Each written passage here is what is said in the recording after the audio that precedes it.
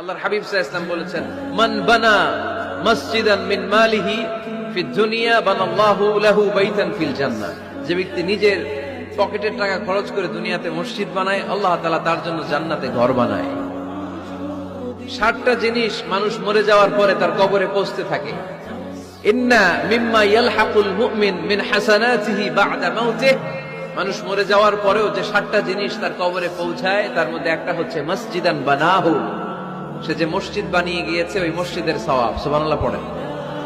আপনি টাকা দিয়ে মসজিদ বানিয়ে দিলেন, ওই মসজিদে মুসল্লিরা নামাজ পড়ে, রোজাদাররা এসে ওখানে ইফতার খায়, তাহাজ্জুদ আদায়কারীরা তাহাজ্জুদ পড়ে, তাদের সওয়াবের কমতি হবে না, কিন্তু তাদের সওয়াবের একটা পার্সেন্টেজ সওয়াব যে ব্যক্তি মসজিদ বানালো তার আমলনামায় আল্লাহ ঢুকিয়ে দেয়। এজন্য বেশি বেশি মসজিদ বানাতে রাজি আছেন তো?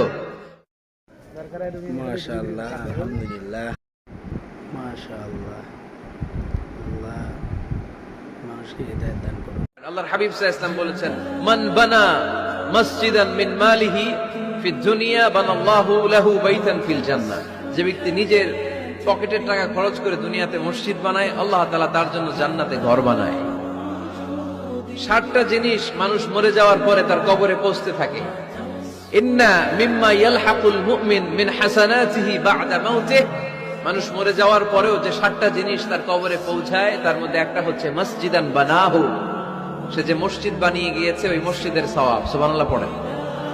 আপনি টাকা দিয়ে মসজিদ বানিয়ে দিলেন, ওই মসজিদে মুসল্লিরা নামাজ পড়ে, রোজাদাররা এসে ওখানে ইফতার খায়, তাহাজ্জুদ আদায়কারীরা তাহাজ্জুদ পড়ে, তাদের সওয়াবের কমতি হবে না, কিন্তু তাদের সওয়াবের একটা পার্সেন্টেজ সওয়াব যে ব্যক্তি মসজিদ বানালো তার আমলনামায় আল্লাহ ঢুকিয়ে দেয়।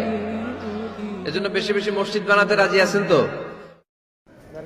মাশাআল্লাহ, আলহামদুলিল্লাহ, মাশাআল্লাহ।